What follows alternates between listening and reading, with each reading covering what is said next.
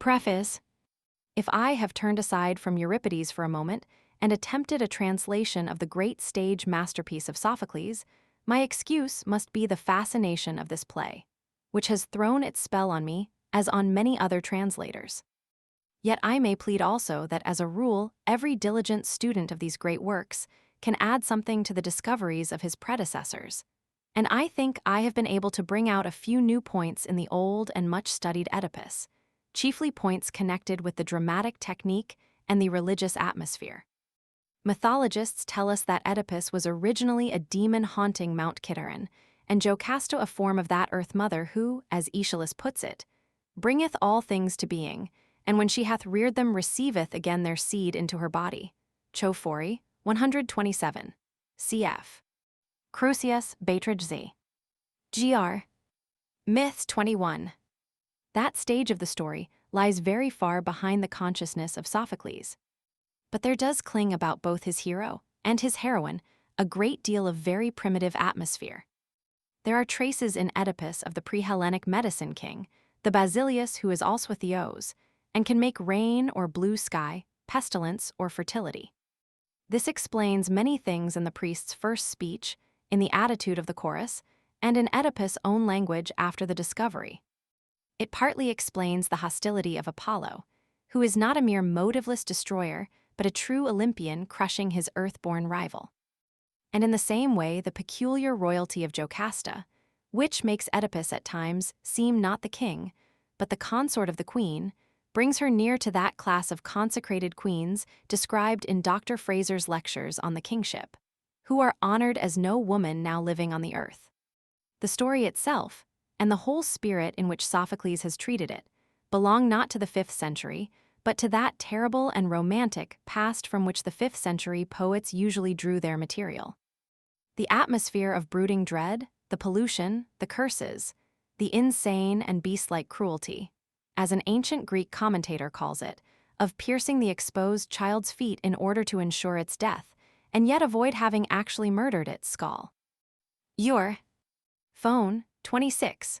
The whole treatment of the parricide and incest, not as moral offenses capable of being rationally judged or even excused as unintentional, but as monstrous and inhuman pollutions, the last limit of imaginable horror.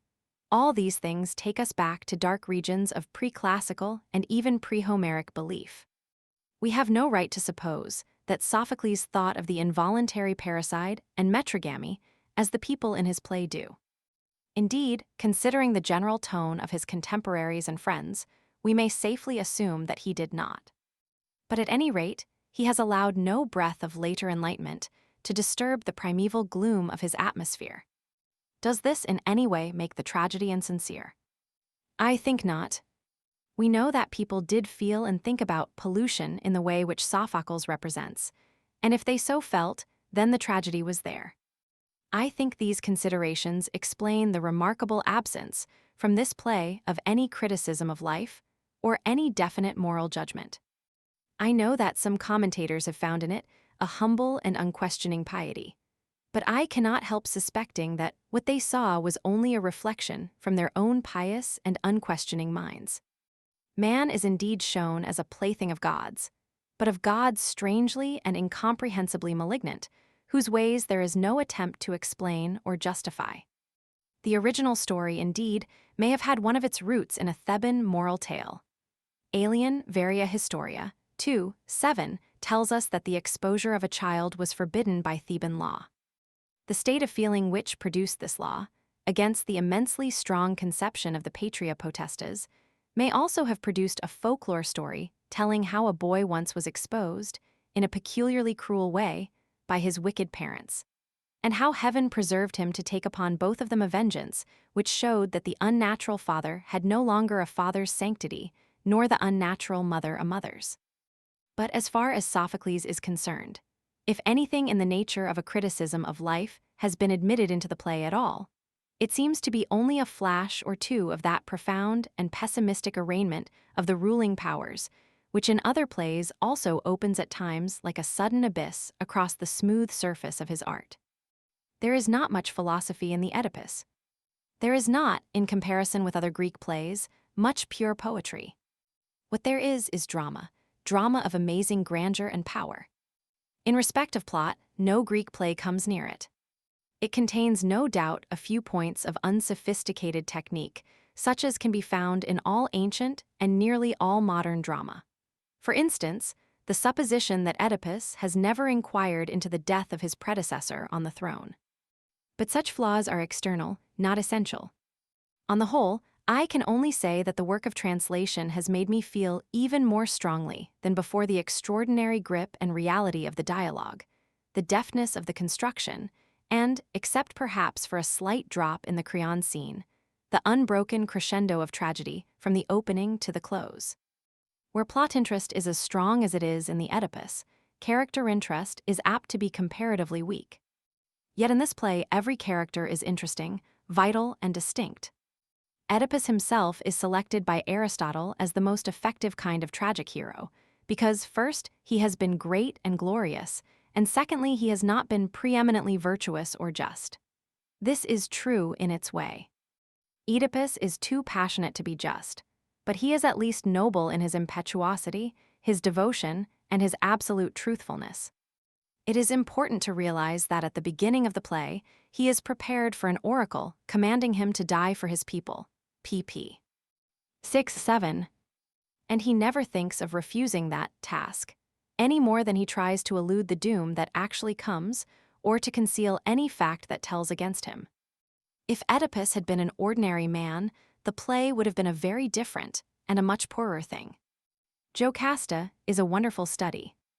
Euripides might have brought her character out more explicitly and more at length, but even he could not have made her more living or more tragic, or represented more subtly in her relation to Oedipus both the mother's protecting love and the mother's authority.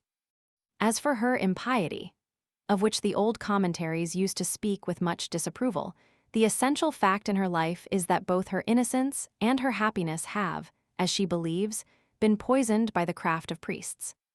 She and Laïus both believed a bad oracle. Her terror and her love for her husband made her consent to an infamous act of cruelty to her own child, an act of which the thought sickens her still, and about which she cannot, when she tries, speak the whole truth. See note on p. 42, and after all her crime was for nothing. The oracle proved to be a lie. Never again will she believe a priest. As to Tiresias, I wish to ask forgiveness for an unintelligent criticism made 12 years ago in my ancient Greek literature, p. 240. I assumed then, what I fancy was a common assumption, that Tiresias was a sympathetic prophet, compact of wisdom and sanctity and all the qualities which beseem that calling. And I complained that he did not consistently act as such. I was quite wrong. Tiresias is not anything so insipid. He is a study of a real type, and a type which all the tragedians knew. The character of the professional seer, or man of God, has in the imagination of most ages fluctuated between two poles. At one extreme are sanctity and superhuman wisdom. At the other, fraud and mental disease, self-worship aping humility and personal malignity in the guise of obedience to God. There is a touch of all these qualities, good and bad alike, in Tiresias. He seems to me a most lifelike, as well as a most dramatic figure. As to the chorus, it generally plays a smaller part in Sophocles than in Euripides and Aeschylus, and the Oedipus forms no exception to that rule. It seems to me that Sophocles was feeling his way towards a technique which would have approached that of the New Comedy or even the Elizabethan stage, and would perhaps have done without a chorus altogether. In Aeschylus, Greek tragedy had been a thing of traditional forms and clear-cut divisions. The religious ritual showed through, and the visible gods and the disguised dancers were allowed their full value. And Euripides, in the matter of outward formalism, went back to the Aeschylean type and even beyond it.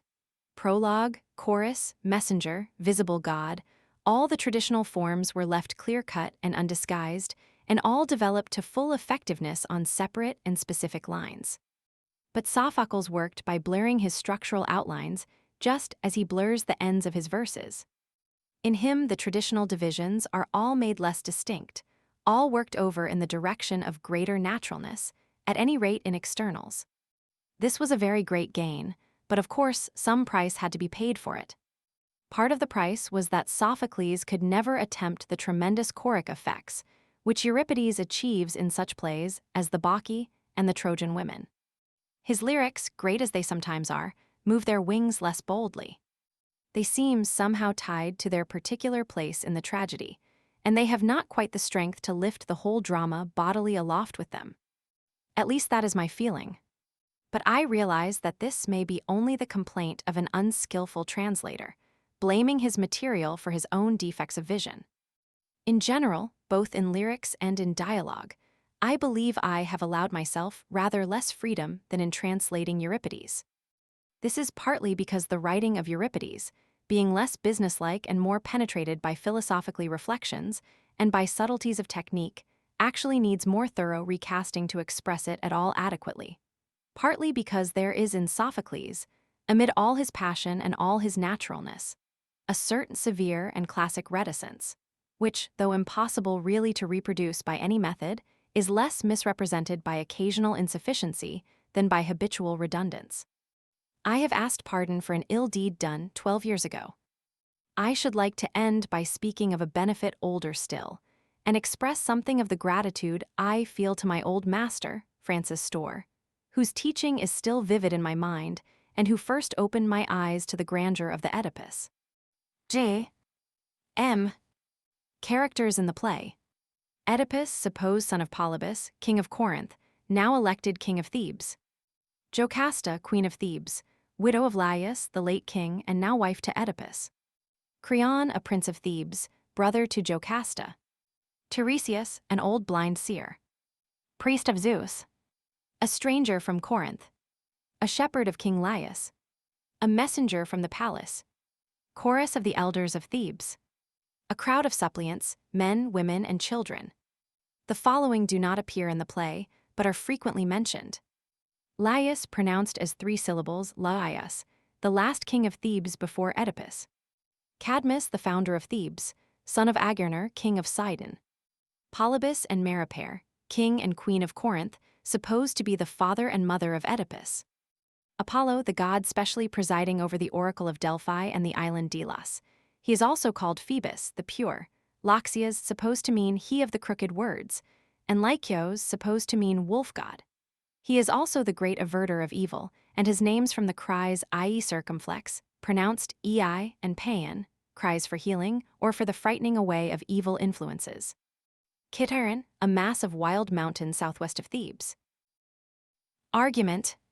While Thebes was under the rule of Laïus and Jocasta, there appeared a strange and monstrous creature, the riddling Sphinx, the she-wolf of the woven song, who in some unexplained way sang riddles of death and slew the people of Thebes. Laïus went to ask aid of the oracle of Delphi, but was slain mysteriously on the road.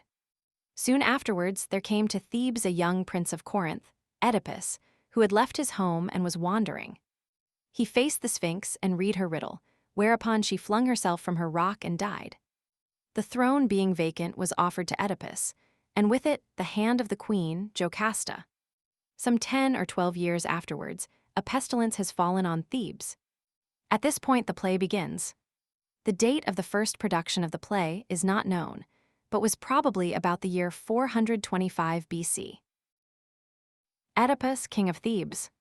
Scene before the palace of Oedipus at Thebes. A crowd of suppliants of all ages are waiting by the altar in front and on the steps of the palace, among them the priest of Zeus. As the palace door opens and Oedipus comes out, all the suppliants with a cry move towards him in attitudes of prayer, holding out their olive branches, and then become still again as he speaks. Oedipus, my children, fruit of Cadmus' ancient tree new springing, wherefore thus with bended knee press ye upon us, laden all with wreaths and suppliant branches. And the city breathes heavy with incense, heavy with dim prayer, and shrieks to affright the slayer children. Care for this so moves me, I have scorned without message or writing. Seeing 'tis I ye call, 'tis I am come, world-honored Oedipus. Old man, do thou declare the rest have thus their champion. In what mood stand ye so still? In dread or sure hope? Know ye not, my will is yours for aid, gainst all. Stern were indeed the heart that felt not for so dire a need. Priest. O Oedipus, who holdest in thy hand my city, thou canst see what ages stand at these thine altars. Some whose little wing scarce flieth yet, and some with long living o'erburdened. Priests, as I of Zeus am priest, and chosen youths. And wailing hath not ceased of thousands in the marketplace, and by Athena's twofold temples, and the dry ash of Ismernus' portent-breathing shore. For all our ship, thou seest, is weak and sore shaken with storms, and no more lighteneth her head above the waves whose trough is death. She wasteth in the fruitless buds of earth, in parched herds and travail without birth of dying women. Yea, and midst of it a burning and a loathly god hath lit sudden, and sweeps our land, this plague of power, till Cadmus' house grows empty, hour by hour, and hell's house rich with steam of tears and blood. O King, not God indeed nor peer to God we deem thee, that we kneel before thine hearth, children and old men, praying. But of earth a thing consummate by thy star confessed thou walkest and by converse with the blessed, who came to Thebes so swift, and swept away the Sphinx's song, the tribute of dismay, that all were bowed beneath and made us free. A stranger thou, not knowing more than we nor taught of any man, but by God's breath filled, thou didst raise our life. So the world saith, so we say. Therefore now, O Lord and Chief, we come to thee again. We lay our grief on thy head, if thou find us not some aid. Perchance thou hast heard gods talking in the shade of night, or eke some man. To him that knows, men say, each chance that falls, each wind that blows hath life, when he seeks counsel. Up, O chief of men, and lift thy city from its grief, face thine own peril. All our land doth hold thee still our Saviour, for that help of old. Shall they that tell of the hereafter tell, by him was Thebes raised up, and after fell? Nay, lift us till we slip no more. Oh, let that bird of old that made us fortunate wing back, be thou our Oedipus again. And let thy kingdom be a land of men, not emptiness. Walls, towers, and ships, they all are nothing with no men to keep the wall. Oedipus, my poor, poor children. Surely long ago, I have read your trouble. Stricken, well I know, ye all are stricken sore, yet verily not one so stricken to the heart as I. Your grief, it cometh to each man apart for his own loss, none others, but this heart for thee and me and all of us doth weep. Wherefore it is not to one sunk in sleep ye come with waking. Many tears these days for your sake I have wept, and many ways have wandered on the beating wings of thought. And finding but one hope, that I have sought, and followed, I have sent Menœchus' son, Creon, my own wife's brother, forth alone to Apollo's house in Delphi, there to ask what word, what deed of mine, what bitter task may save my city. And the lapse of days reckoned, I can but marvel what delays his journey. 'Tis beyond all thought that thus he comes not, beyond need. But when he does, then call me false and traitor, if I flee back from whatever task God showeth me. Priest, at point of time thou speakest. Mark the cheer yonder. Is that not Creon drawing near? They all crowd to gaze, where Creon is approaching in the distance. Oedipus, O Lord Apollo, help, and be the star that guides him joyous as his seemings are. Priest, oh, surely joyous. How else should he bear that fruited laurel wreathed about his hair? Oedipus, we soon shall know 'tis not too far for one clear-voiced. Shouting, ho, brother. Prince, Menœchus' son, what message from the god? Creon from a distance. Message of joy. Enter Creon. I tell thee, what is now our worst annoy, if the right deed be done, shall turn to good. The crowd, which has been full of excited hope, falls to doubt and disappointment. Oedipus, nay, but what is the message? For my blood runs neither hot nor cold for words like those. Creon, shall I speak now with all these pressing close, or pass within, to me both ways are fair? Oedipus, speak forth to all. The grief that these men bear is more than any fear for mine own death. Creon, I speak then what I heard from God, thus saith Phoebus, our Lord and Seer, in clear command.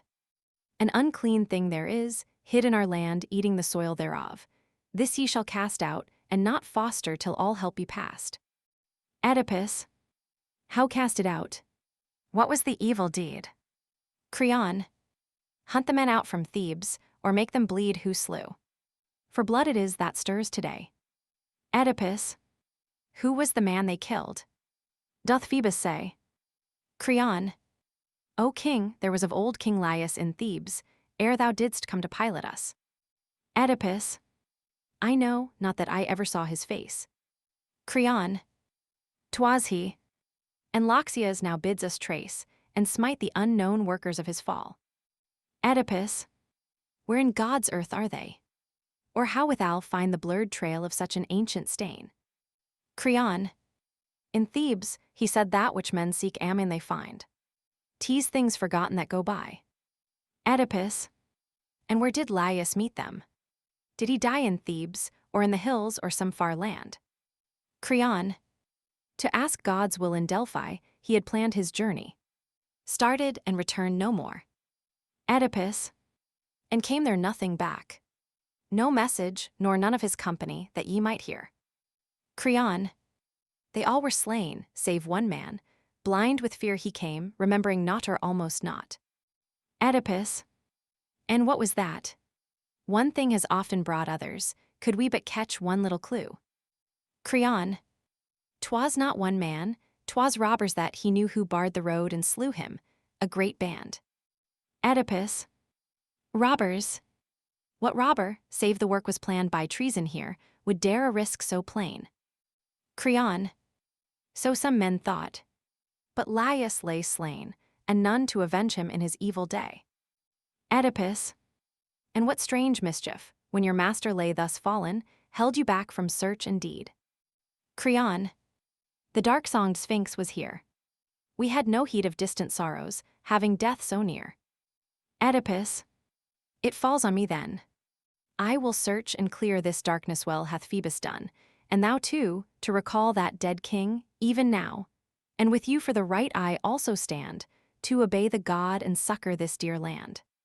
Nor is it as for one that touches me far off, 'tis for mine own sake I must see this sin cast out. Whoe'er it was that slew Laïus, the same wild hand may seek me too, and caring thus for Laïus is but care for mine own blood up. Leave this altar stair, children. Take from it every suppliant bow. Then call the folk of Thebes. Say, 'tis my vow to uphold them to the end. So God shall crown our greatness, or forever cast us down. He goes in to the palace. Priest. My children, rise, the king most lovingly hath promised all we came for. And may he, who sent this answer, Phoebus, come confessed helper to Thebes, and strong to stay the pest. The suppliants gather up their boughs and stand at the side. The chorus of Theban elders enter. Chorus. They speak of the oracle which they have not yet heard, and cry to Apollo by his special cry, i.e. circumflex. A voice, that is borne on the holy way.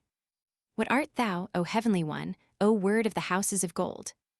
Thebes is bright with thee, and my heart it leapeth, yet is it cold, and my spirit faints as I pray. I.e. circumflex. I.e. circumflex. What task, O affrighter of evil, what task shall thy people essay? One new as our new-come affliction, or an old toil returned with the years? Unveil thee, thou dread benediction, hope's daughter and fears. They pray to Athena, Artemis, and Apollo. Zeus child that knowest not death, to thee I pray, O Pallas, next to thy sister, who calleth Thebes her own, Artemis, named of fair voices, who sitteth her orbed throne in the throng of the market way. And I.e. circumflex. I.e. circumflex. Apollo, the pure, the far smiter. O three that keep evil away, if of old for our city's desire, when the death cloud hung close to her brow, ye have banished the wound and the fire, O. Come to us now. They tell of the pestilence. Wounds beyond telling, my people sick unto death, and where is the counselor, where is the sword of thought? And holy earth in her increase perisheth, the child dies, and the mother awaketh not. I.e. circumflex. I.e. circumflex. We have seen them, one on another, gone as a bird is gone souls that are flame. Yea, higher, swifter they pass than fire, to the rocks of the dying sun. They end by a prayer to Athena. Their city wasteth unnumbered. Their children lie where death hath cast them, unpitied, unwept upon. The altars stand, as in seas of storm a high rock standeth, and wives and mothers grey thereon weep, weep and pray.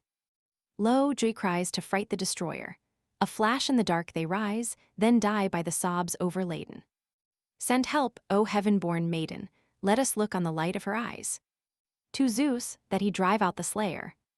And Ares, the abhorred slayer, who bears no sword, but shrieking, wrapped in fire, stands over me. Make that he turn, yea, fly broken, wind-wasted, high down the vexed hollow of the vaster sea, or back to his own Thrace, to harbor shelterless. Where night hath spared, he bringeth end by day. Him, O thou whose hand beareth the lightning brand, O Father Zeus, now with thy thunder slay and slay. To Apollo, Artemis, and Dionysus. Where is thy gold-strung bow, O wolf god, where the flow of living shafts unconquered, from all ills are helpers? Where the white spears of thy sister's light, far flashing as she walks the wolf-wild hills? And thou, O golden crown, Theban and named our own, O wine gleam, voice of joy, forevermore ringed with thy maenads white. Bacchus, draw near and smite with thy glad-eyed flame the god whom gods abhor. During the last lines, Oedipus has come out from the palace.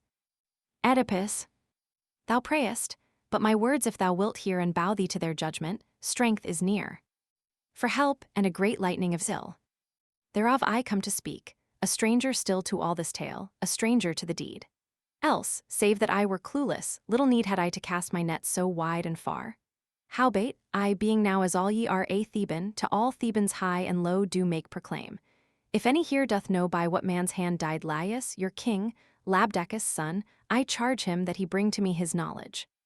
Let him feel no fear if on a townsman's body he must clear our guilt. The man shall suffer no great ill, but pass from Thebes and live where else he will. No answer. Is it some alien from an alien shore ye know to have done the deed? Screen him no more. Good guerdon waits you now, and a king's love hereafter. If still ye will not move, but, fearing for yourselves or some near friend, reject my charge, then hearken to what end ye drive me if in this place men there be who know and speak not. Lo, I make decree that, while in Thebes I bear the diadem, no man shall greet, no man shall shelter them, nor give them water in their thirst, nor share in sacrifice nor shrift nor dying prayer. But thrust them from our doors, the thing they hide being this land's curse. Thus hath the god replied this day to me from Delphi, and my sword I draw thus for the dead and for God's word. And lastly for the murderer, be it one hiding alone or more in unison, I speak on him this curse. Even as his soul is foul within him, let his days be foul, and life unfriended grind him till he die. More, if he ever tread my hearth and I know it, be every curse upon my head that I have spoke this day. All I have said I charge ye strictly to fulfill and make perfect, for my sake, for Apollo's sake, and this land's sake, deserted of her fruit and cast out from her gods. Nay, we're all mute at Delphi, still, 'twere strange to leave the thing unfollowed, when a true man and a king lay murdered.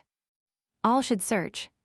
But I, as now our fortunes fall his crown is on my brow, his wife lies in my arms, and common fate, had but his issue been more fortunate, might well have joined our children since this red chance hath so stamped its heel on Laïus' head, I am his champion left, and, as I would for mine own father, choose for ill or good this quest, to find the man who slew of your Labdacus' son, the son of Polydor, son of great Cadmus whom Agenor old begat, of Thebes' first master. And behold, for them that aid me not, I pray no root nor seed in earth may bear them corn nor fruit, no wife bear children, but this present curse cleave to them close, and other woes yet worse. Enough, ye other people of the land. Whose will is one with mine, may justice stand your helper, and all gods forevermore. The crowd disperses.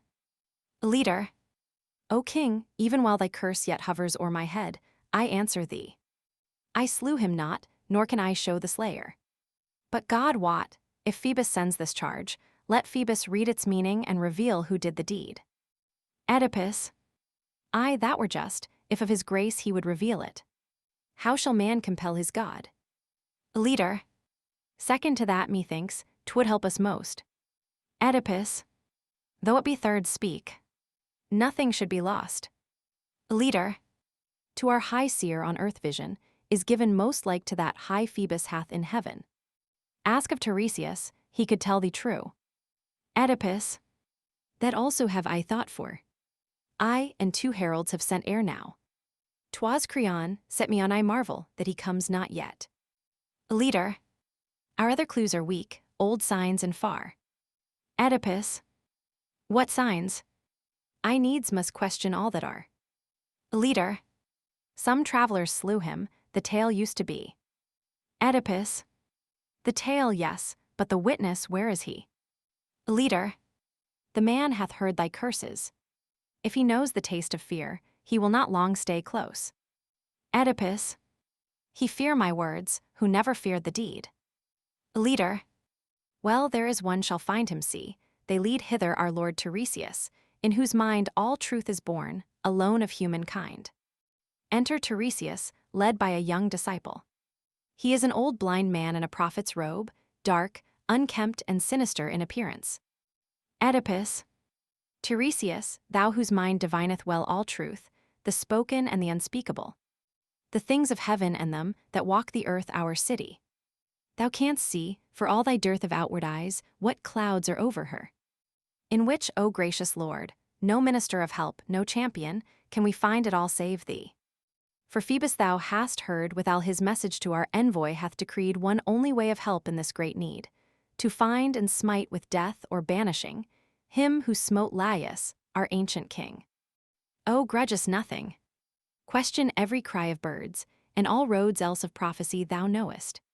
Save our city, save thine own greatness, save me, save all that yet doth groan under the dead man's wrong. Lo, in thy hand we lay us. And methinks, no work so grand hath man yet compassed, as with all he can of chance or power, to help his fellow man. Tiresias to himself. Ah me! A fearful thing is knowledge, when to know helpeth no end. I knew this long ago, but crushed it dead. Else had I never come. Oedipus. What means this? Comest thou so deep in gloom? Tiresias. Let me go back. Thy work shall weigh on thee the less, if thou consent, and mine on me. Oedipus. Prophet, this is not lawful, nay, nor kind to Thebes, who feeds thee, thus to veil thy mind. Tiresias. 'Tis that I like not thy mind, nor the way it goeth. Therefore, lest I also stray. He moves to go off, Oedipus bars his road. Oedipus. Thou shalt not, knowing, turn and leave us. See, we all implore thee, all on bended knee. Tiresias. All without light, and never light shall shine on this dark evil that is mine. And thine. Oedipus. What wilt thou? Know and speak not. In my need be false to me, and let thy city bleed. Tiresias. I will not wound myself nor thee. Why seek to trap and question me? I will not speak. Oedipus. Thou devil. Movement of leader to check him. Nay, the wrath of any stone would rise at him. It lies with thee to have done and speak. Is there no melting in thine eyes? Tiresias. Naught lies with me. With thee there lies, I warrant, what thou ne'er hast seen nor guessed. Oedipus to leader, who tries to calm him. How can I hear such talk? He maketh jest of the land's woe and keep mine anger dumb. Tiresias. Howe'er I hold it back, 'twill come, 'twill come. Oedipus. The more shouldst thou declare it to thy king. Tiresias. I speak no more. For thee, if passioning doth comfort thee, on, passion to thy fill. He moves to go. Oedipus. For God, I am in wrath, and speak I will nor stint what I see clear. 'Twas thou didst plan this murder. I, and save the blow, wrought it I know thou art blind. Else I could swear thou, and thou only, art the murderer. Tiresias returning. So I command thee by thine own word's power, to stand accursed, and never from this hour. Speak word to me, nor yet to these who ring thy throne. Thou art thyself the unclean thing. Oedipus. Thou front of brass, to fling out injury so wild. Dost think to bait me and go free? Tiresias. I am free. The strong truth is in this heart. Oedipus. What prompted thee? I swear 'twas not thine art. Tiresias. 'Twas thou. I spoke not, save for thy command. Oedipus. Spoke what? What was it? Let me understand. Tiresias. Dost tempt me? Were my words before not plain? Oedipus. Scarce thy full meaning. Speak the words again. Tiresias. Thou seek'st this man of blood, thyself art he. Oedipus. 'Twill cost thee dear, twice to have stabbed at me. Tiresias.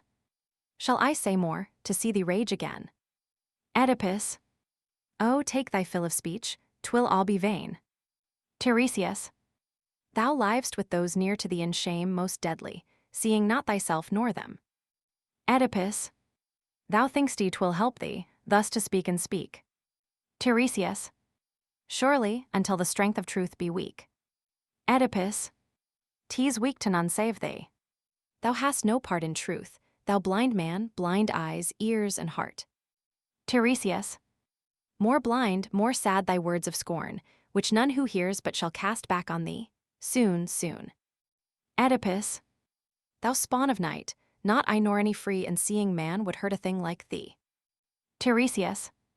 God is enough tease, not my doom to fall by thee. He knows and shall accomplish all. Oedipus with a flash of discovery. Huh? Creon, is it his or thine this plot? Tiresias. 'Tis thyself hates thee. Creon hates thee not. Oedipus. O wealth and majesty, O conquering skill that carved life's rebel pathways to my will, what is your heart but bitterness, if now for this poor crown Thebes bound upon my brow, a gift, a thing I sought not for this crown Creon the stern and true, Creon mine own comrade, comes creeping in the dark to ban and slay me. Sending first this magic man and schemer, this false beggar priest, whose eye is bright for gold and blind for prophecy. Speak thou. When hast thou ever shown thee strong for aid? The she-wolf of the woven song came, and thy art could find no word, no breath, to save thy people from her riddling death. 'Twas scarce a secret that, for common men to unravel, there was need of seer craft then, and thou hadst none to show. No fowl, no flame, no god revealed it thee. 'Twas I that came, rude Oedipus, unlearned in wizard's lore, and read her secret, and she spoke no more. Whom now thou thinkest to hunt out, and stand foremost in honor at King Creon's hand. I think you will be sorry, thou and he that shares thy sin hunt. Thou dost look to me, an old man, else, I swear this day should bring on thee the death thou plottest for thy king. Leader. Lord Oedipus, these be but words of wrath, all thou hast spoke and all the prophet hath. Which skills not. We must join, for ill or well, in search how best to obey God's oracle. Tiresias. King though thou art, thou needs must bear the right of equal answer. Even in me is might for thus much, seeing I live no thrall of thine, but Lord Apollo's, neither do I sign where Creon bids me. I am blind, and thou hast mocked my blindness. Yea, I will speak now. Eyes hast thou, but thy deeds thou canst not see nor where thou art, nor what things dwell with thee. Whence art thou born? Thou know'st he not, and unknown on quick and dead, on all that were thine own thou hast wrought hate. For that across thy path rising, a mother's and a father's wrath, two-handed, shod with fire, from the haunts of men shall scourge thee, in thine eyes now light, but then darkness. I shriek. What harbor of the sea, what wild Kittiron shall not cry to thee in answer, when thou hear'st what bridal song, what wind among the torches, bore thy strong sail to its haven, not of peace but blood.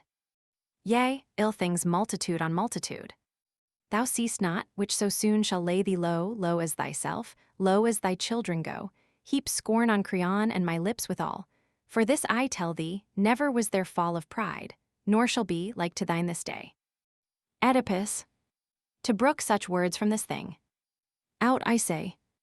Out to perdition. I and quick before. The leader restrains him. Enough then, turn and get thee from my door. Tiresias. I had not come hadst thou not called me here. Oedipus. I knew thee not so dark a fool. I swear, 'twere long before I called thee, had I known. Tiresias. Fool, say'st thou. Am I truly such an one? The two who gave thee birth, they held me wise. Oedipus. Births. Stop. Who were they? Speak thy prophecies. Tiresias. This day shall give thee birth and blot thee out. Oedipus. Oh, riddles everywhere and words of doubt. Tiresias. I. Thou wast their best reader long ago. Oedipus, laugh on. I swear thou still shalt find me so. Tiresias, that makes thy pride and thy calamity. Oedipus, I have saved this land, and care not if I die. Tiresias, then I will go give me thine arm, my child. Oedipus, I help him quick to see him, there makes wild my heart. Once gone, he will not vex me more. Tiresias, turning again as he goes. I fear thee not, nor will I go before that word be spoken which I came to speak. How canst thou ever touch me? Thou dost seek with threats, and loud proclaim the man whose hand slew Laïus. Lo, I tell thee, he doth stand here. He is called a stranger, but these days shall prove him Theban true, nor shall he praise his birthright. Blind, who once had seeing eyes beggared, who once had riches in strange guise. His staff groping before him, he shall crawl o'er unknown earth, and voices round him call.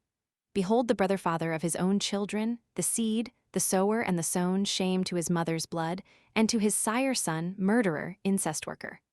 Cool thine ire with thought of these, and if thou find that aught faileth, then hold my craft a thing of naught. He goes out, Oedipus returns to the palace. Chorus. They sing of the unknown murderer. What man is he whom the voice of Delphi's cell hath named of the bloody hand, of the deed no tongue may tell? Let him fly, fly, for his need hath found him. Oh, where is the speed that flew with the winds of old, the team of north wind's spell? For feet there be that follow. Yea, thunder-shod and girt with fire he cometh, the child of God, and with him are they that fail not, the sin-hounds risen from hell. For the mountain hath spoken, a voice hath flashed from amid the snows, that the wrath of the world go seek for the man whom no man knows. Is he fled to the wild forest, to caves where the eagles nest? O angry bull of the rocks, cast out from thy herd fellows. Rage in his heart, and rage across his way, he toileth ever to beat from his ears away the word that floateth about him, living where'er he goes. And of the prophet's strange accusation. Yet strange, passing strange, the wise augur and his lore, and my heart it cannot speak. I deny not nor assent, but float in wonder at things after and before did there lie between their houses some old wrath unspent, that Corinth against Cadmus should do murder by the way. No tale thereof they tell, nor no sign thereof they show. Who dares to rise for vengeance, and cast Oedipus away for a dark, dark death long ago? Ah, Zeus knows, and Apollo, what is dark to mortal eyes, they are gods. But a prophet, hath he vision more than mine? Who hath seen? Who can answer? There be wise men and unwise. I will wait, for the proving of the sign. But I list not nor hearken when they speak Oedipus ill. We saw his face of yore, when the riddling singer passed, and we knew him that he loved us, and we saw him great in skill. Oh, my heart shall uphold him to the last. Enter Creon. Creon. Good brother citizens, a frantic word I hear is spoken by our chosen lord Oedipus against me, and here am come indignant. If he dreams, mid all this doom that weighs upon us, he hath had from me or deed or lightest thought of injury. For God, I have no care to see the sun longer with such a groaning name. Not one wound is it, but a multitude, if now all Thebes must hold me guilty I, and thou and all who loved me of a deed so foul. Leader, if words were spoken, it was scarce the soul that spoke them, 'twas some sudden burst of wrath. Creon, the charge was made then, that Tiresias hath made answer false, and that I bribed him I. Leader, it was perchance for jest. I know not why. Creon, his heart beat true, his eyes looked steadily and fell not, laying such a charge on me. Leader, I know not. I have no eyes for the thing my masters do but see, here comes the king. Enter Oedipus from the palace. Oedipus, how now, assassin? Walking at my gate with eye undimmed, thou plotter demonstrate against this life, and robber of my crown. God help thee. Me, what was it set me down thy butt? So dull a brain hast found in me aforetime, such a faint heart, not to see thy work betimes, or seeing not to smite. Art thou not rash this once?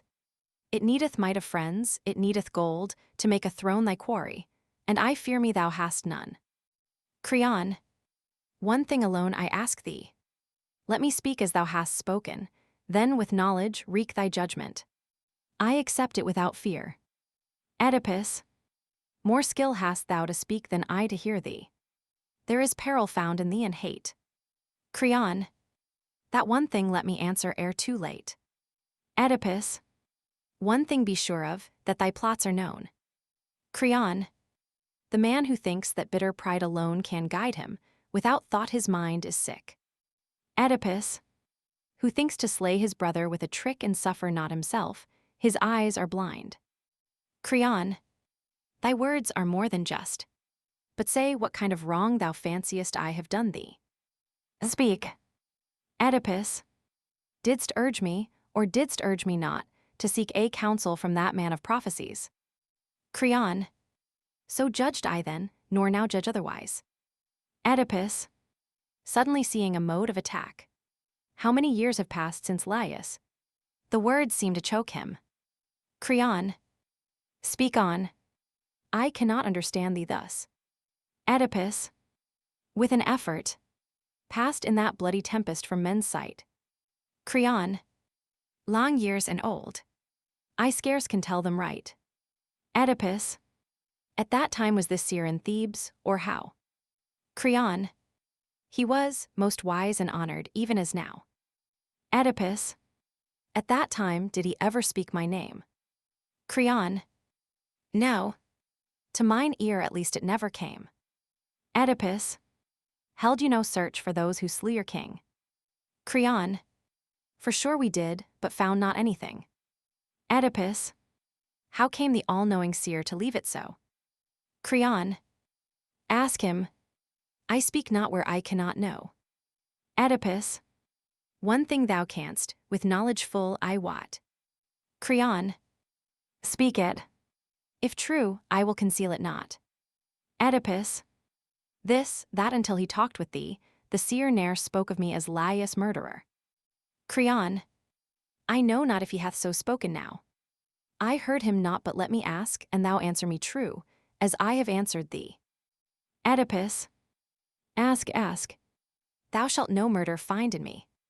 Creon, my sister is thy wife this many a day. Oedipus, that charge it is not in me to gainsay. Creon, thou reignest, giving equal reign to her. Oedipus, always to her desire I minister. Creon, were we not all as one, she, thou, and I? Oedipus, yes, thou false friend. There lies thy treachery. Creon, not so. Nay, do but follow me, and scan thine own charge close. Think'st thou that any man would rather rule, and be afraid than rule, and sleep untroubled? Nay, where lives the fool?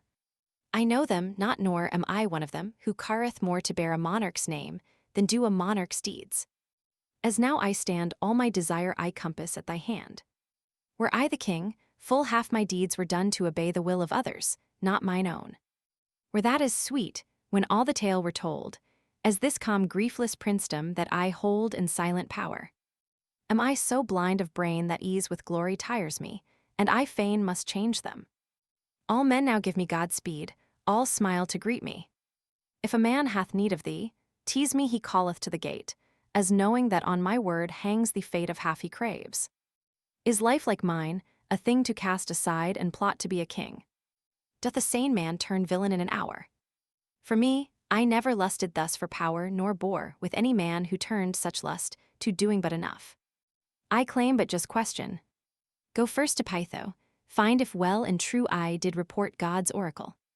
Next, seek in Thebes for any plots entwined between the seer and me, which if he find, then seize and strike me dead. Myself that day will sit with thee as judge, and bid thee slay. But damn me not on one man's guesties all unjust.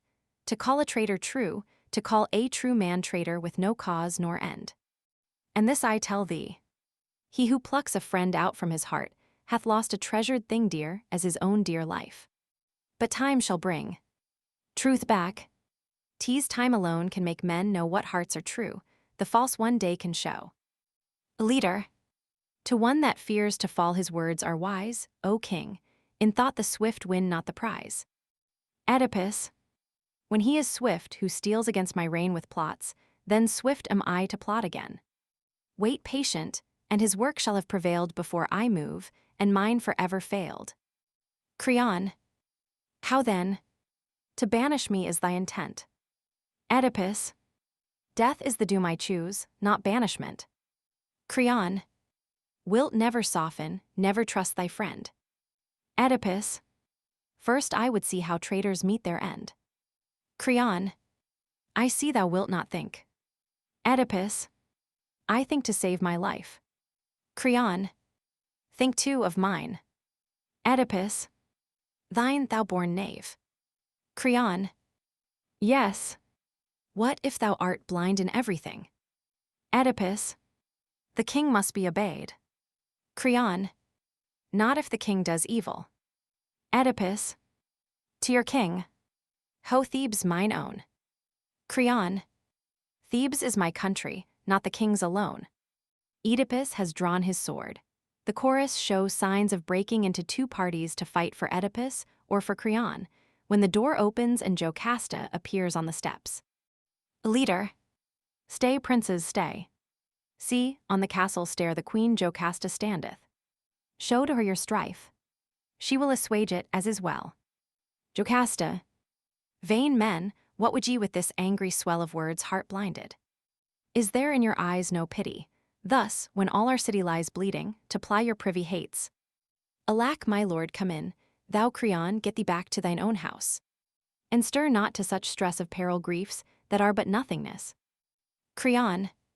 Sister, it is the pleasure of thy lord our king to do me deadly wrong. His word is passed on me, 'tis banishment or death. Oedipus. I found him. I deny not what he saith, my queen. With craft and malice practicing against my life. Creon. Ye gods, if such a thing hath once been in my thoughts, may I no more see any health on earth, but, festered o'er with curses, die, have done. There is mine oath. Jocasta. In God's name, Oedipus, believe him, both for my sake, and for these whose hearts are all thine own, and for my brother's oath withal. Leader. Strove. Yield consent, think. My lord, I conjure thee. Oedipus. What would ye have me do? Leader. Reject not one who never failed his troth of old, and now is strong in his great oath. Oedipus. Dost know what this prayer means? Leader. Yea, verily. Oedipus. Say then the meaning true. Leader. I would not have thee cast to infamy of guilt, where none is proved, one who hath sworn and whom thou once hast loved. Oedipus.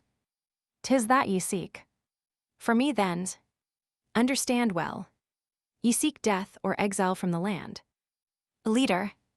No, by the God of gods, the all-seeing Sun. May he desert me here, and every friend with him, to death and utterest malison, if e'er my heart could dream of such an end. But it bleedeth sore, in a land half slain if we join to the griefs of you twain. Oedipus. Oh, let him go, though it be utterly my death, or flight from Thebes in beggary. 'Tis thy sad lips, not his, that make me no pity. Him I shall hate where'er he go. Creon. I see thy mercy moving full of hate and slow, thy wrath came swift and desperate. Methinks, of all the pain that such a heart spreadeth, itself doth bear the bitterest part. Oedipus. Oh, leave me and begone. Creon. I go, wronged sore by thee. These friends will trust me as before. Creon goes, Oedipus stands apart lost in trouble of mind. Leader. Antistrophe. Queen, wilt thou lead him to his house again? Jocasta. I will when I have heard. Leader. There fell some word, some blind imagining between them. Things known foolish yet can sting. Jocasta. From both the twain it rose. Leader. From both the twain. Jocasta. Ay, and what was the word? Leader. Surely there is enough of evil stirred, and Thebes heaves on the swell of Stormo, leave this lying where it fell. Oedipus. So be it, thou wise counselor. Make slight my wrong, and blunt my purpose ere it smite. Leader. O king, not once I have answered. Visibly mad were I, lost to all wise usages, to seek to cast thee from us. 'Twas from thee we saw of old blue sky and summer seas, when Thebes in the storm and rain reeled, like to die. Oh, if thou canst, again blue sky, blue sky. Jocasta, husband in God's name, say what hath ensued of ill, that thou shouldst seek so dire a feud. Oedipus, I will, wife. I have more regard for thee than these thy brother plots to murder me. Jocasta, speak on. Make all thy charge. Only be clear. Oedipus, he says that I am Laïus' murderer. Jocasta, says it himself. Says he hath witnesses. Oedipus, nay, of himself he ventures nothing. 'Tis this priest, this hellish seer, makes all the tale. Jocasta, the seer, then tear thy terrors like a veil and take free breath. A seer, no human thing born on the earth, hath power for conjuring truth from the dark of God. Come, I will tell an old tale. There came once an oracle to Laïus, I say not from the god himself, but from the priests and seers who trod his sanctuary. If ever son were bred from him and me, by that son's hand, it said, Laïus must die. And he, the tale yet stays among us, at the crossing of 3 ways was slain by robbers, strangers.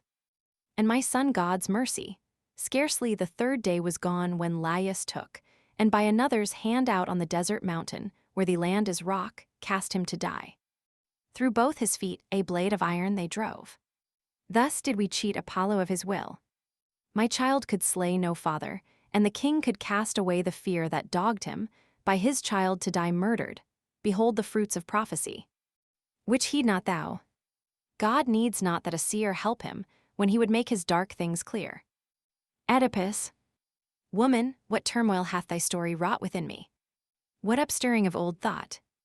Jocasta, what thought? It turns thee like a frightened thing. Oedipus, 'twas at the crossing of 3 ways, this king was murdered. So I heard, or so I thought. Jocasta, that was the tale. It is not yet forgot. Oedipus, the crossing of 3 ways. And in what land? Jocasta, Phokis 'tis called. A road on either hand from Delphi comes in Dahlia, in a glen. Oedipus, how many years and months have passed since then? Jocasta, 'twas but a little time before proclaim was made of thee for king, the tidings came. Oedipus, my God, what hast thou willed to do with me? Jocasta, Oedipus, speak. What is it troubles thee? Oedipus, ask me not yet. But say, what build, what height had Laïus? Rode he full of youth and might? Jocasta, tall, with the white new gleaming on his brow he walked. In shape just such a man as thou. Oedipus, God help me. I much fear that I have wrought a curse on mine own head, and knew it not. Jocasta, how say'st thou? O my king, I look on thee and tremble. Oedipus to himself, horror if the blind can see. Answer but one thing and 'twill all be clear. Jocasta, speak. I will answer though I shake with fear. Oedipus, went he with scan array, or a great band of armed followers, like a lord of land?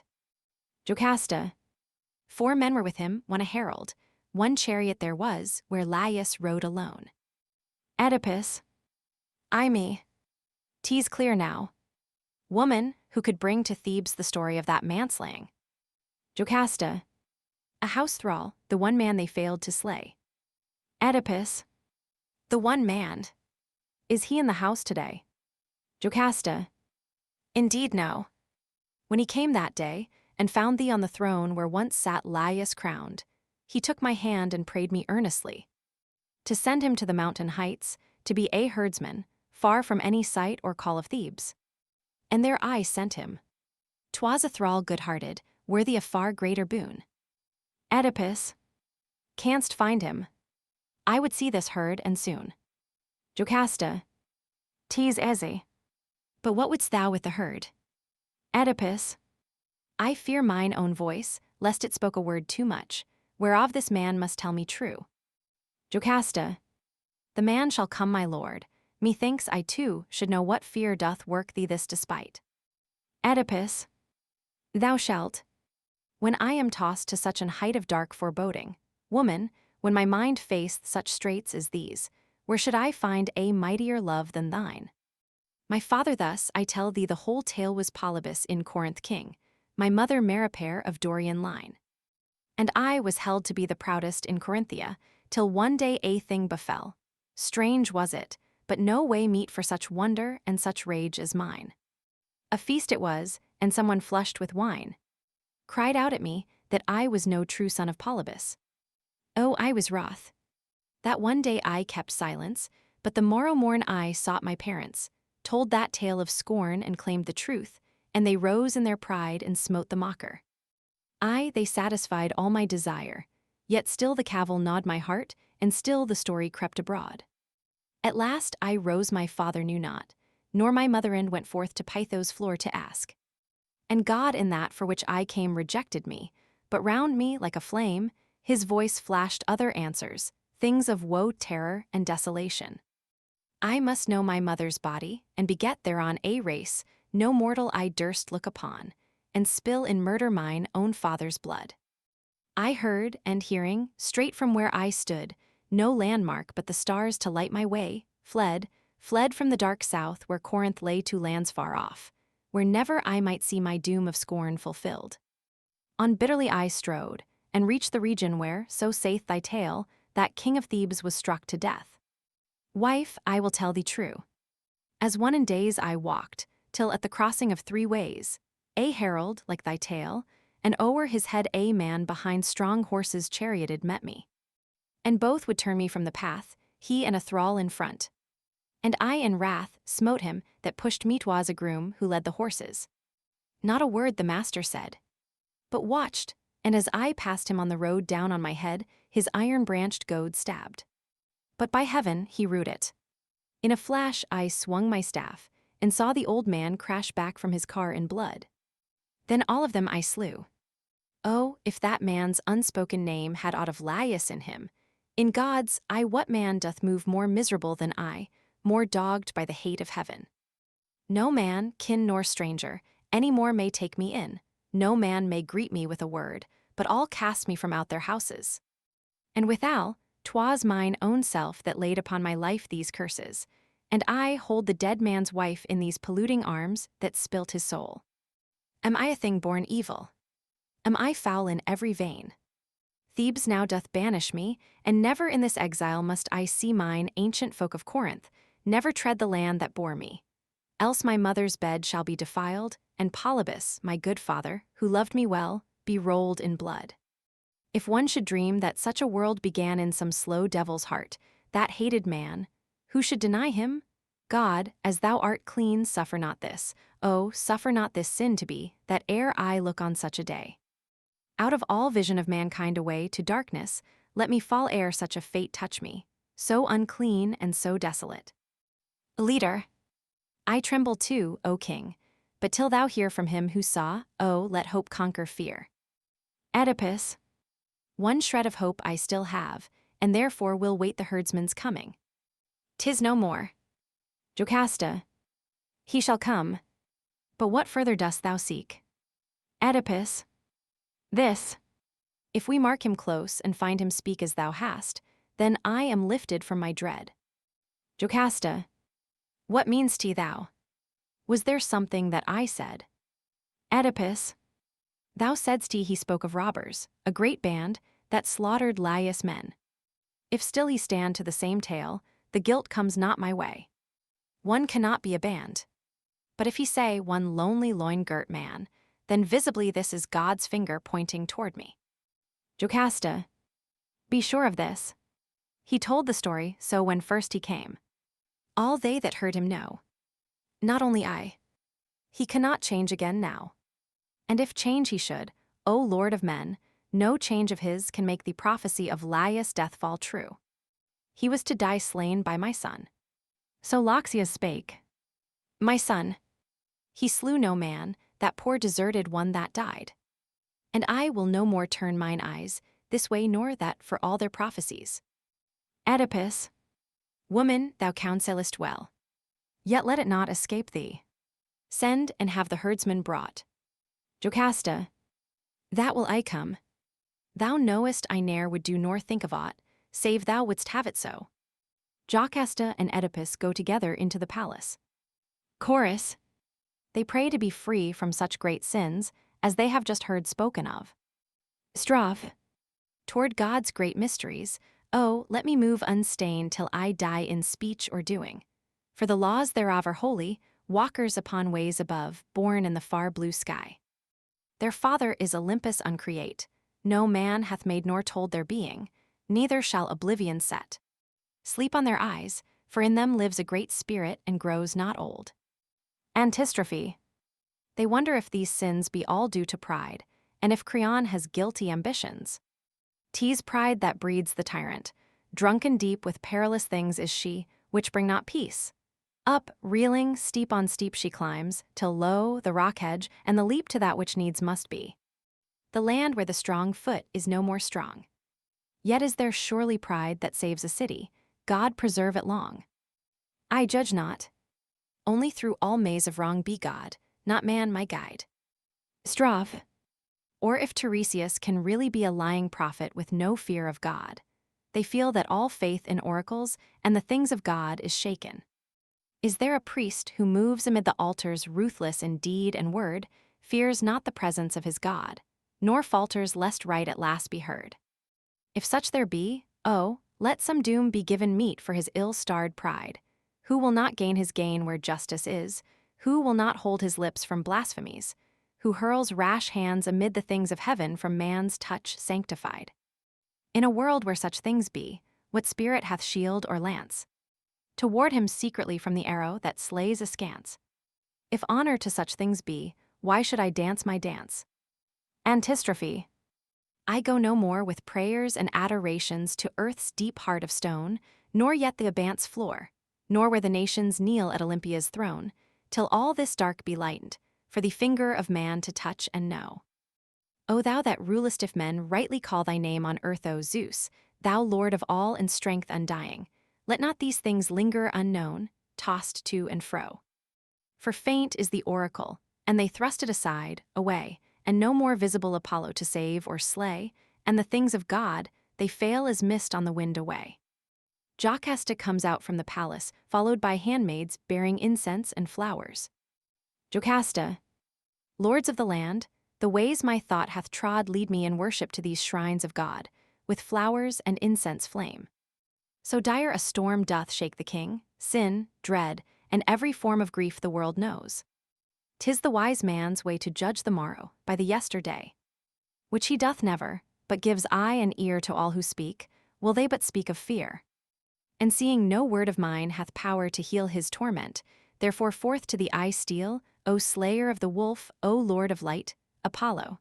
Thou art near us, and of right dost hold us thine. To thee in prayer I fall. She kneels at the altar of Apollo Lucios. O show us still some path that is not all unclean, for now our captain's eyes are dim with dread, and the whole ship must follow him. While she prays, a stranger has entered, and begins to accost the chorus. Stranger. Good masters, is there one of you could bring my steps to the house of Oedipus, your king? Or better, to himself if that may be.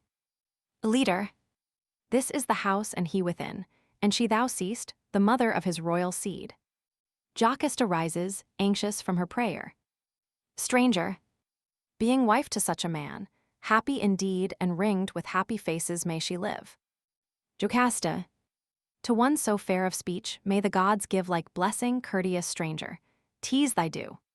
But say what leads thee hither. Can we do thy wish in aught, or hast thou news to bring? Stranger. Good news, O queen, for thee and for the king. Jocasta. What is it? And from what prince comest thou? Stranger. I come from Corinth, and my tale, I trow, will give thee joy, yet haply also pain. Jocasta. What news can have that twofold power? Be plain. Stranger. 'Tis spoke in Corinth that the gathering of folk will make thy lord our chosen king. Jocasta. How?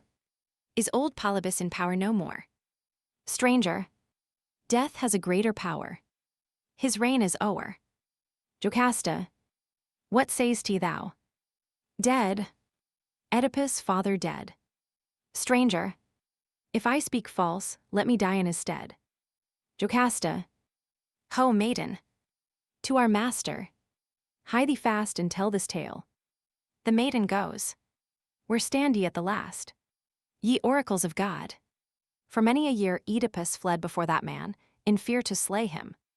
And behold, we find him thus slain by a chance death, not by Oedipus. Oedipus comes out from the palace. Oedipus, O wife, O face I love to look upon, why call'st thou me from where I sat alone? Jocasta, give ear, and ponder from what this man tells, how end these proud priests and their oracles. Oedipus, whence comes he? And what word hath he for us? Jocasta, from Corinth, bearing news that Polybus thy father is no more. He has found his death. Oedipus, how, stranger, speak thyself? This that she saith. Stranger, is sure. If that is the first news ye crave, I tell thee, Polybus lieth in his grave. Oedipus, not murdered. How? Some passing of disease. Stranger, a slight thing turns an old life to its peace. Oedipus, poor father, 'tis by sickness he is dead. Stranger, the growing years lay heavy on his head. Oedipus, O wife, why then should man fear any more the voice of Pytho's dome, or cower before these birds that shriek above us? They foretold me for my father's murderer, and behold, he lies in Corinth dead, and here am I and never touched the sword. Or did he die in grief for me who left him? In that way I may have wrought his death. But come what may, he sleepeth in his grave, and with him all this deadly seercraft, of no worth at all. Jocasta, dear lord, long since did I not show thee clear. Oedipus, indeed, yes. I was warped by mine own fear. Jocasta, now thou wilt cast it from thee, and forget. Oedipus, forget my mother. It is not over yet. Jocasta, what should man do with fear, who hath but chance above him, and no sight nor governance? Of things to be. To live as life may run, no fear, no fret were wisest neath the sun. And thou fear not thy mother. Prophets deem a deed wrought that is wrought but in a dream. And he to whom these things are nothing, best will bear his burden. Oedipus, all thou counsellest were good, save that my mother live still. And though thy words be wise, for good or ill her I still fear. Jocasta, think of thy father's tomb. Like light across our darkness it hath come. Oedipus, great light, but while she lives I fly from her. Stranger, what woman, prince, doth fill thee so with fear? Oedipus, Maripaer friend, who dwelt with Polybus. Stranger, what in Queen Maripaer should fright thee thus? Oedipus, a voice of God, stranger, of dire import. Stranger, meet for mine ears, or of some secret sort. Oedipus, nay, thou must hear, and Corinth. Long ago Apollo spake a doom, that I should know my mother's flesh, and with mine own hand spill my father's blood tease that, and not my will, hath kept me always far from Corinth. So life hath dealt kindly with me, yet men know on earth no comfort like a mother's face. Stranger, 'tis that hath kept thee exiled in this place. Oedipus, that and the fear too of my father's blood. Stranger, then surely, Lord, I came but for thy good. 'Twere well if from that fear I set thee free. Oedipus, ah, couldst thou, there were rich reward for thee. Stranger, to say truth, I had hoped to lead thee home now, and myself to get some good therefrom. Oedipus, nay, where my parents are I will not go. Stranger, my son, 'tis very clear thou dost not know what road thou goest. Oedipus, how? In God's name say. How clear? Stranger, 'tis this keeps thee so long away from Corinth. Oedipus, 'tis the fear lest that word break one day upon me true. Stranger, fear lest thou take defilement from the two that gave thee birth. Oedipus, 'Tis that old man, 'tis that doth fill the earth with terror. Stranger, then thy terror all hath been for nothing. Oedipus, how? Were not your king and queen my parents? Stranger, Polybus was not to the in-blood. Oedipus, how? He my father. Stranger, that was he as much as I, but no more.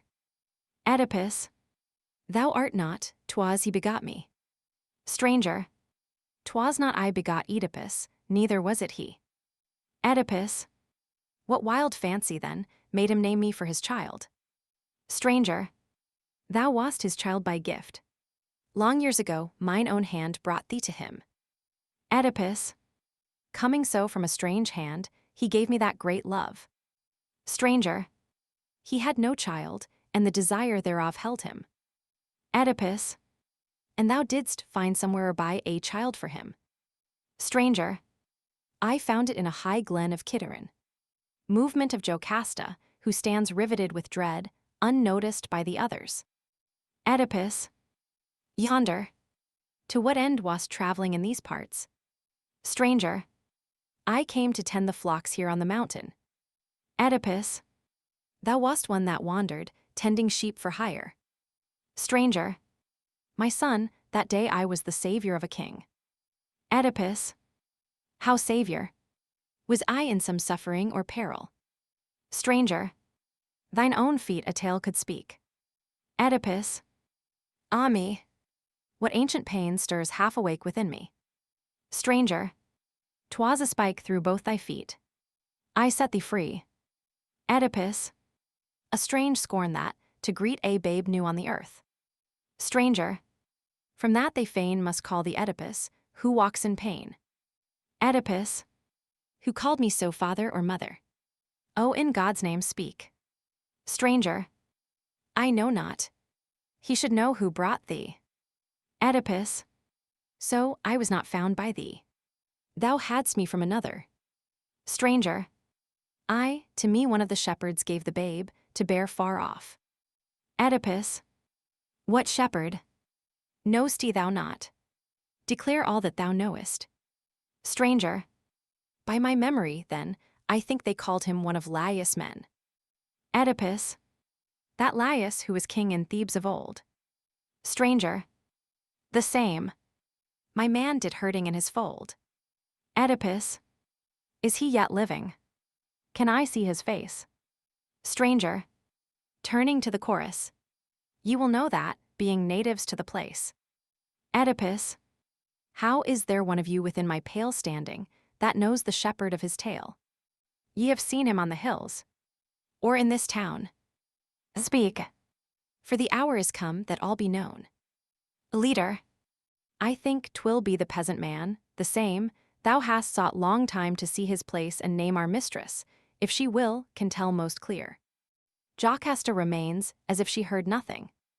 Oedipus, thou hear'st him, wife. The herd whose presence here we craved for, is it he this man would say? Jocasta, he saith. What of it? Ask not, only pray not to remember. Tales are vainly told. Oedipus, 'tis mine own birth. How can I, when I hold such clues as these, refrain from knowing all? Jocasta, for God's love, no. Not if thou car'st at all for thine own life. My anguish is enough. Oedipus bitterly. Fear not. Though I be thrice of slavish stuff from my third grandam down, it shames not thee. Jocasta, ask no more. I beseech thee. Promise me. Oedipus, to leave the truth half found. 'Tis not my mood. Jocasta, I understand, and tell thee what is good. Oedipus, thy good doth weary me. Jocasta, O child of woe, I pray God, thou never know. Oedipus turning from her. Go, fetch the herdsman straight. This queen of mine may walk alone to boast her royal line. Jocasta, she twice draws in her breath through her teeth, as if in some sharp pain. Unhappy one, goodbye. Goodbye before I go, this once and never, never more. She comes towards him as though to take a last farewell, then stops suddenly, turns, and rushes into the palace. Leader. King, what was that? She passed like one who flies in very anguish. Dread is o'er mine, eyes lest from this silence break some storm of wrong. Oedipus. Break what break will. My mind abideth strong to know the roots, how low soe'er they be, which grew to Oedipus. This woman, she is proud, methinks, and fears my birth and name will mar her nobleness. But I, no shame can ever touch me. I am fortune's child, not man's. Her mother face hath ever smiled above me, and my brethren of the sky, the changing moons, have changed me low and high. There is my lineage true, which none shall wrest from me, who then am I to fear this quest? Chorus. They sing Oedipus as the foundling of their own Theban mountain, Kithaeron, and doubtless of divine birth. Strophe. If I, O Kithaeron, some vision can borrow from seercraft, if still there is wit in the old, long, through the deep-orbed moon of the morrow, so hear me, Olympus, thy tale shall be told. O mountain of Thebes, a new Theban shall praise thee, one born of thy bosom, one nursed at thy springs, and the old men shall dance to thy glory and raise thee to worship, O bearer of joy to my kings. And thou, we pray, look down in peace, O Apollo, ie circumflex. Antistrophe. What Oread mother, unaging, unweeping, did bear thee, O babe, to the crag-walker Pan, or perchance to Apollo? He loveth thee leaping of herds on the rockways, unhaunted of man. Or was it the lord of Salernair, who found thee, or glad Dionysus, whose home is the height, who knew thee his own on the mountain, as round thee the white brides of Helicon laughed for delight? 'Tis there, the joy most lithe of all his dance and prayer. Oedipus. If I may judge, ye elders, who have ne'er seen him, methinks I see the shepherd there whom we have sought so long. His weight of years fits well with our Corinthian messengers, and, more, I know the men who guide his way, bondsmen of mine own house. Thou, friend, wilt say most surely, who hast known the man of old. Leader. I know him well. A shepherd of the fold of Laïus, when he trusted more than all. The shepherd comes in, led by 2 thralls. He is an old man, and seems terrified. Oedipus. Thou first, our guest from Corinth, say withal, is this the man? Stranger. This is the man, O king. Oedipus. Addressing the shepherd. Old man. Look up, and answer everything I ask thee. Thou wast Laïus man of old. Shepherd. Born in his house I was, not bought with gold. Oedipus. What kind of work, what way of life was thine? Shepherd. Most of my days I tended sheep or kine. Oedipus. What was thy camping ground at midsummer? Shepherd. Sometimes Kithaeron, sometimes mountains near. Oedipus. Saw'st he ever there this man thou sayest now? Shepherd. There, Lord. What doing, what man meanest thou? Oedipus. Pointing to the stranger. Look. Hath he ever crossed thy path before? Shepherd. I call him not to mind, I must think more. Stranger. Small wonder that, O king. But I will throw light on his memories right well. I know he knows the time when, all Kithaeron through, I with one wandering herd, and he with 2, 3 times we neighbored one another, clear from spring to autumn stars, a good half year. At winter's fall we parted. He drove down to his master's fold, and I back to mine own. Dost call it back, friend? Was it as I say? Shepherd. It was. 'Tis all so far away. Stranger. Say then, thou gavest me once, there in the wild, a babe to rear far off as mine own child. Shepherd. His terror returning. What does this mean? To what end askest thou? Stranger. Pointing to Oedipus. That babe has grown, friend. 'Tis our master now. Shepherd. He slowly understands, then stands for a moment horror-struck. No, in the name of death. Fool, hold thy peace. He lifts his staff at the stranger. Oedipus. Ha, greybeard. Wouldst thou strike him? 'Tis not his offences, 'tis thine own we need to mend. Shepherd. Most gentle master, how do I offend? Oedipus. Whence came that babe whereof he questioneth? Shepherd. He doth not know. 'Tis folly. What he saith. Oedipus, thou wilt not speak for love, but pain may be. Shepherd, I am very old. Ye would not torture me. Oedipus, back with his arms, ye bondmen. Hold him so. The thralls drag back the shepherd's arms, ready for torture. Shepherd, woe's me. What have I done? What wouldst thou know? Oedipus, didst give this man the child, as he doth say? Shepherd, I did. Would God that I had died this day. Oedipus, for heaven thou shalt yet if thou speak not true. Shepherd, 'tis more than death and darker, if I do. Oedipus, this dog, it seems, will keep us waiting. Shepherd, nay, I said at first I gave it. Oedipus, in what way came it to thee? Was it thine own child, or another's? Shepherd, nay, it never crossed my door, another's. Oedipus, whose? What man, what house of these about thee? Shepherd, in the name of God who sees, ask me no more. Oedipus, if once I ask again, thou deest. Shepherd, from the folk of Laïus then it came. Oedipus, a slave or born of Laïus blood. Shepherd, there comes the word I dread to speak, O God. Oedipus, and I to hear, yet heard it needs must be. Shepherd, know then they said 'twas Laïus' child. But she within, thy wife, best knows its fathering. Oedipus, 'twas she that gave it. Shepherd, it was she, O king. Oedipus, and bade you. What?